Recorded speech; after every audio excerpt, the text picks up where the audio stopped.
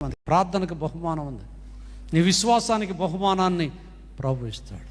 పౌలు గారు ఒకసారి ప్రార్థన చేసి, ప్రభా ఇంత సేవ చేశాను, నీ కొరకు ఎన్ని శ్రమ అనుభవించాను, నాకేంటి ప్రభా, నాకేముంది అంటే నీతి కిరీటం ప్రభు చూపించాడంట ఆయనకి. పౌలు, నీ కొరకు ఏ కిరీటం? నీతి కిరీటం, ద క్రౌన్ ఆఫ్ రైచియస్నెస్. నువ్వు నీతిగా బ్రతికావు, నీతిని వెంబడించావు, నీతిమంతుడిగా తీర్చబడ్డావు, కాబట్టి నీకు రేపు ఆ కిరీటం పెట్టబోతున్నానయ్యా. పౌలు గారికి బహుమానం అది. దేవుని బిడ్డ ద్వారా ఈరోజు నీకు కూడా బహుమానం కావాలని ఆశపడుతున్నా, ప్రభు దగ్గర రివార్డు కావాలని ఆశపడుతున్నావా? ప్రభు కొరకు సిద్ధపడాలి.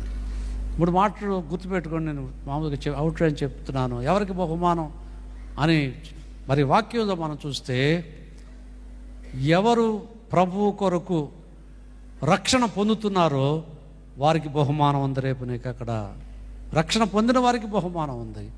రెండో విషయము, ప్రభువు కొరకు ఇచ్చేవారికి బహుమానం ఉంది. దేవుని కొరకు నీ సమయాన్ని, నీ ధనాన్ని, నీ బలాన్ని ఆయనకి ఇచ్చుడు ద్వారా నీకు బహుమానం ఉంది. మూడవదిగా, ఆయన కొరకు నువ్వు శ్రమ పట్టడం ద్వారా, ప్రయాసపడటం ద్వారా ఏముంది? బహుమానం. చెప్పండి. రక్షణ పొందిన వారికి బహుమానం ఉంది, దేవునికి ఇచ్చేవారికి బహుమానం ఉంది. మూడవది, దేవుని కొరకు శ్రమ పడేవారికి శ్రమలు వస్తాయి. నిలబడు ప్రభు కొరకు, ప్రభు దీవిస్తాడు. లేచి నిలబడండి.